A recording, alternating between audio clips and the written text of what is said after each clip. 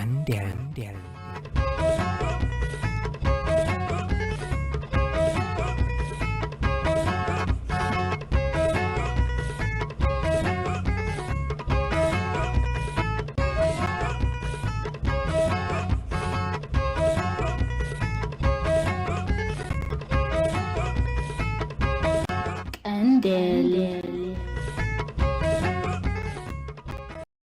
ሰላም ክቡራት ተኸታተልቲ ቴሌቪዥን ኤሪሳት ውሽጢ ሃገርና ዘሎ ህዝብና እኹል እዋናዊ ሓበሬታ ምስናቕን ናይ ኤሪሳት ቀጻልነት ንኸነውሕዝ ናይ ኩልና ሃገራዊ ሓላፍነት እዩ። ኤሪሳት ብዘይናትኩም ደገፍ ወትሩ ብሓደጋ እያ። ንኤሪሳት ወርሓዊ ኹን ካልእ ገንዘባዊ ሓገዝ ንምብርካት በዞም ኣብ ታሕቲ ተጠቒሶም ዘለዉ ክትጥቀሙ ትኽእሉ ኢኹም። ንእትገብሩና ገንዘባዊ ሓገዝ ብሽም እቲ ኣፉ ተዓቢሱ ዘሎ ህዝብና ልባዊ ምስጋና ንቕርበልኩም። የእምነት ነጻነት የተነፈገች ሀገር። በዓለም ላይ ያሉ ሀገሮች ሁሉ የየራሳቸው የሆነ ህግና ስርዓት አላቸው።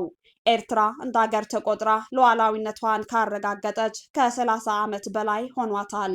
የኤርትራ ህዝብ ለነጻነቱ ሲል ለረጅም ዓመታት የታገለ ህዝብ ነው።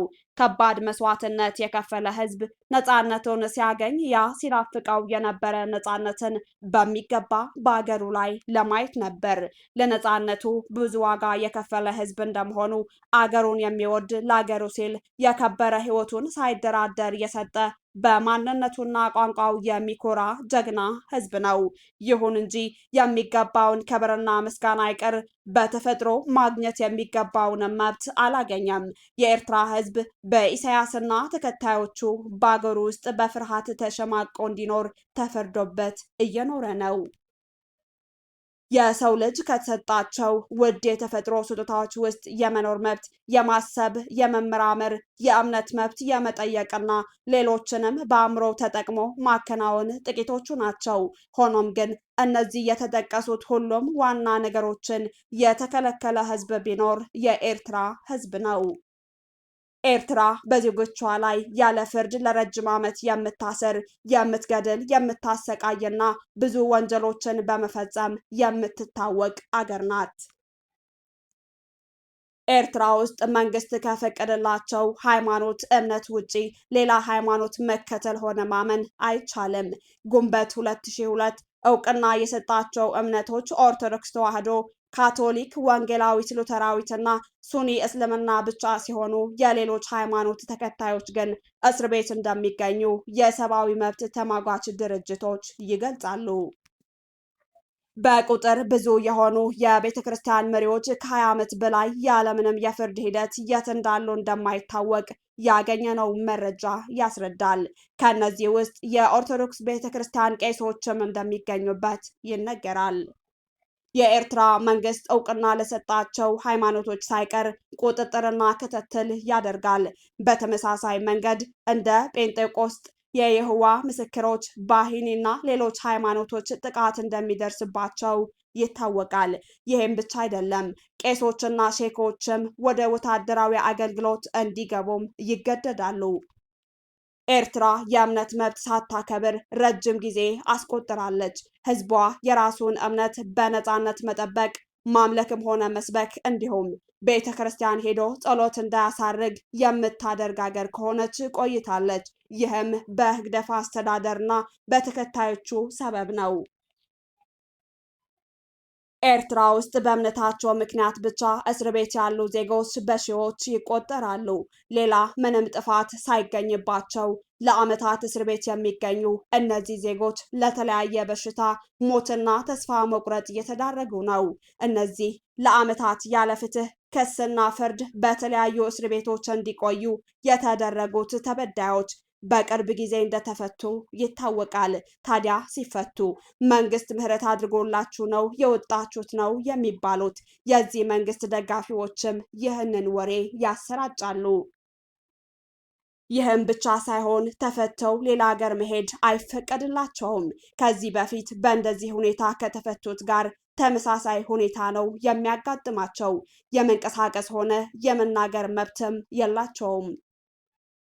ስለዚህ እነዚህ ሰዎች በምን መለኪያ ነው ነፃ ወጡ የምንለው?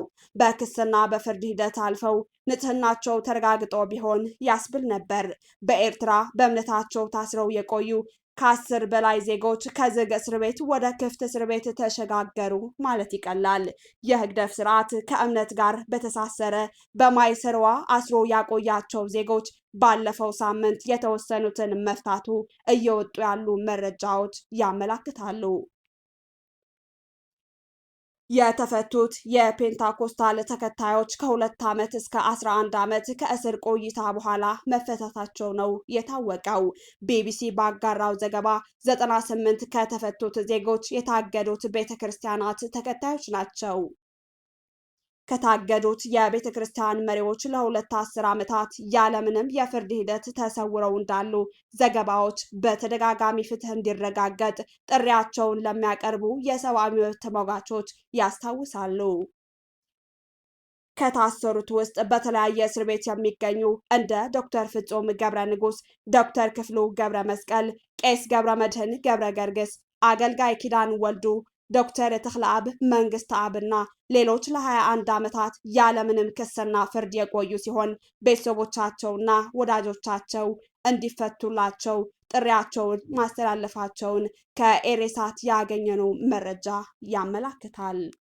የተባበሩት መንግስታትን ጨምሮ ሌሎች የሰብአዊ መብት ድርጅቶች ለህግደፍ አስተዳደር በተደጋጋሚ ያለምንም ምክንያት ያለ ፍርድና ያለ ክስ ለዓመታት ላሰራቸው ፖለቲከኞችና ሃይማኖተኞች ከእስር እንዲለቃቸው በተደጋጋሚ ጥሪ ሲያቀርቡ መቆየታቸው ቢታወቅም የኤርትራ መንግስት ግን በመካድ ኤርትራ የሃይማኖት መብት የምታከብር ሀገር ናት በማለት እየሞገተ ይገኛል።